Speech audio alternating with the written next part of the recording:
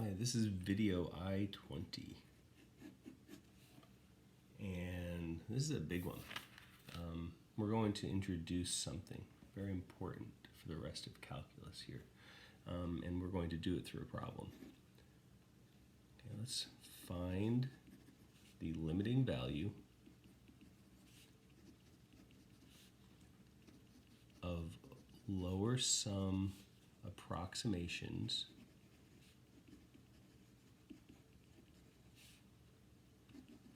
to the area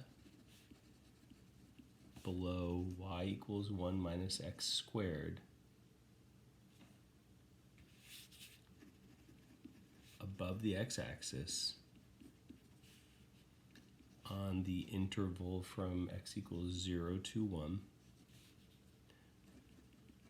using rectangles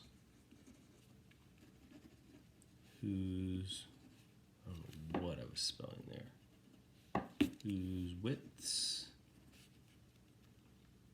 approach 0. All right, so that's even hard to read. All right, so let's break this down. Okay, we have a curve. I hope you recognize it's simply an upside down parabola. Okay, we can graph that on that interval. I'm going to make kind of a bigger graph than you might expect. Okay, so it's upside down translated up 1. That would be 0, 1 right here. Okay, that would be 1 high right there. So what they're asking for is find the area under this curve by using rectangles. But we want a very good approximation. We want to find the limit of the approximation. So maybe this is going to be the actual area. The area of all these really, really skinny rectangles under here. Okay, and we're going to approach this kind of slowly. Let's not do this part right here. Okay, let's just break it, let's say, into n rectangles.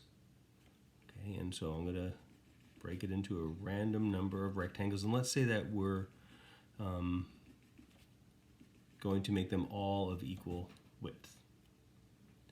Okay, and so it tells me to find a lower sum. So we have to take the lowest y value on that curve to find the height of each rectangle. So in this first interval right here, my rectangle would look like this. And the second one, like that, and so forth. I'm taking the lowest point in each interval. Okay, and the lowest point in this end one is 0, so the height of the last rectangle would be 0. So now I have these rectangles, and I just need to find the areas of them. Okay, but remember, we're breaking it into n rectangles first. We'll deal with the limiting and the width approaching 0 later. So we have n rectangles, and so we have to think, okay, so what's the base right here? What's the base of that? Well, since there are n rectangles, each distance right here, okay, would be this interval length, which is just 1, divided by how many rectangles I have. And so the base here has a length of 1 over n. Okay, not only that, this x value would be 1 over n.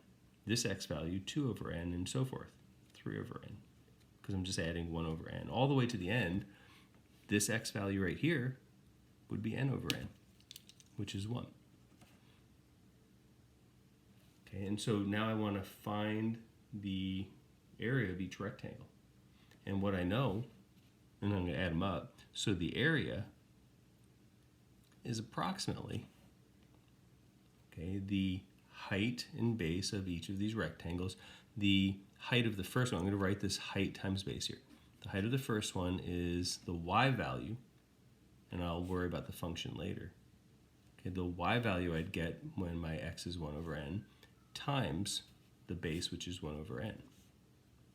Okay, the next rectangle, the y value for this interval, which is this one, which gives me the lowest y value there, and the x coordinate is 2 over n, and once again I'll plug that in later, times the base. Okay, and I would continue to do that. Maybe I'll write one more like this, plus dot dot dot plus the last rectangle. And don't forget the x value is n over n. I'm not going to write 1. We'll see why later. Oh yeah, so this would give me an approximation. Notice that we could factor out all the 1 over n's. And so I'm just going to now add up all the y's.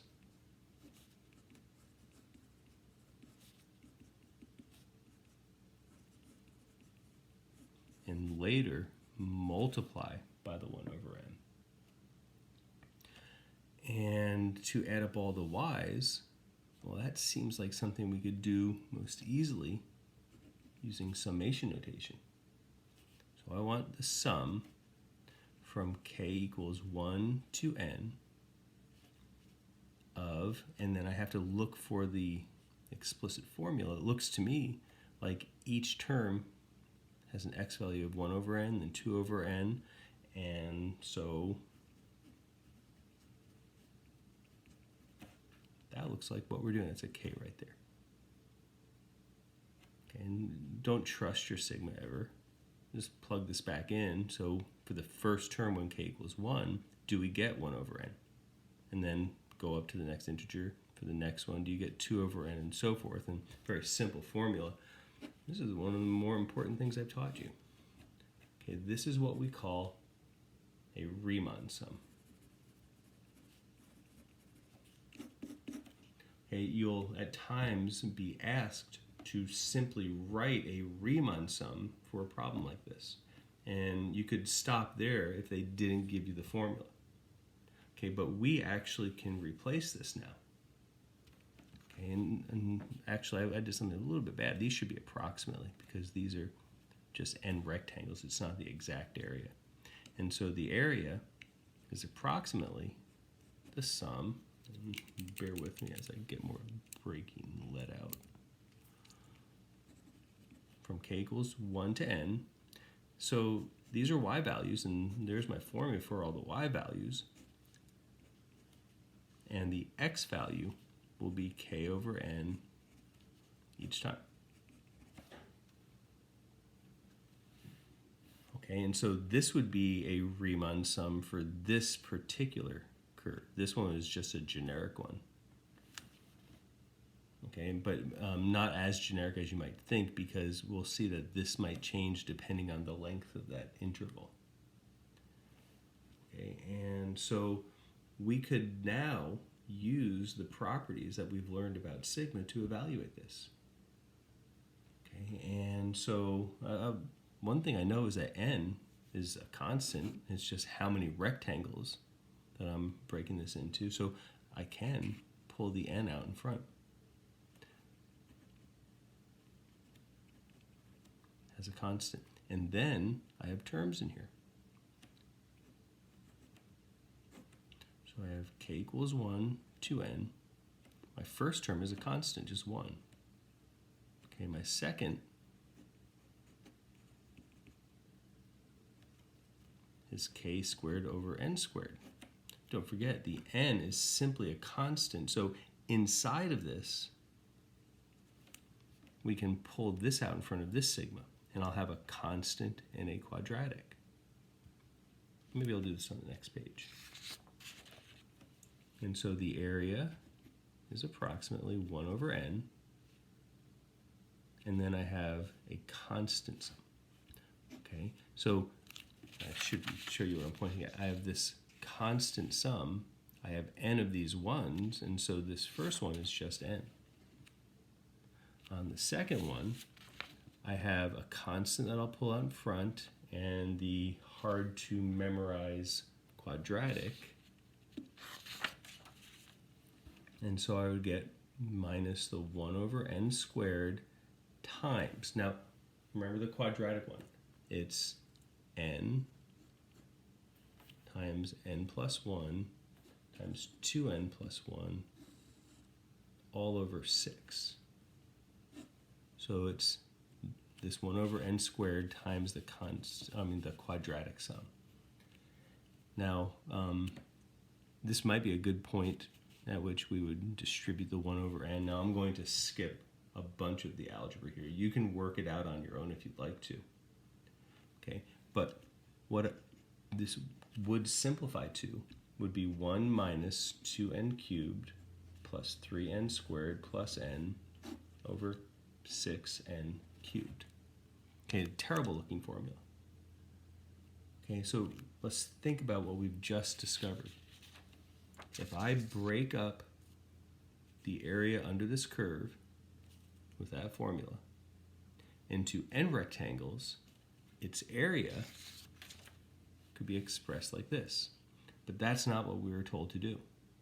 We were asked to find the limiting value of this lower sum approximation. And what that means is we don't want n rectangles, we want n to approach infinity. And that will give me the, so I guess you can think of it as the skinniest possible rectangles. So, in other words, the area is equal to, not approximately anymore, the limit as the number of rectangles approaches infinity of this formula. And we've recently, or not too recently I guess, but we've studied limits this year, and this isn't all that bad of one. Okay, we can evaluate limits term by term. Okay, and so this, the limit, this has nothing to do with n, so I get a 1 there. And then on this one, I think you guys should recognize the trick. We are going to divide by the highest degree of n on the bottom. I'm going to include my limit on this step. So I'm going to divide every term on top and bottom by n cubed. And what I get is 2 plus 3 over n minus 1 over n squared over 6. And then using the limit properties we've studied, we could evaluate the limit of each term here at 6. And don't forget, as n approaches infinity, 3 over n would approach 0. 1 over n squared would approach 0. And so this term right here is just approaching 2 over 6, which is 1/3, and so our exact area is 2/3. And if you want to see that it's exact, go ahead and find the upper sum. And you'll find that the upper sum, using the big rectangles, is exactly equal to the lower sum, 2/3. Okay, and so next time, okay, I'm going to do a video of a very similar problem. Okay, and I'm going to give you the problem right now. This will be video, I think it's I20. Okay, and I'll write out the problem now. This will be problem 3 in the section. Go ahead and try to do what we've done there. Okay, this is kind of challenging. So find a formula for a Riemann sum obtained by dividing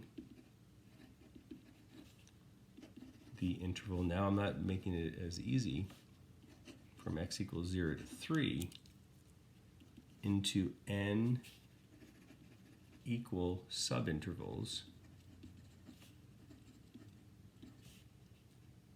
What I just did there.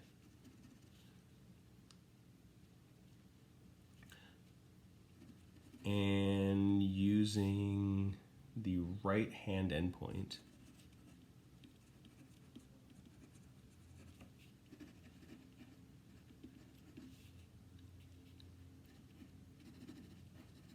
for each interval.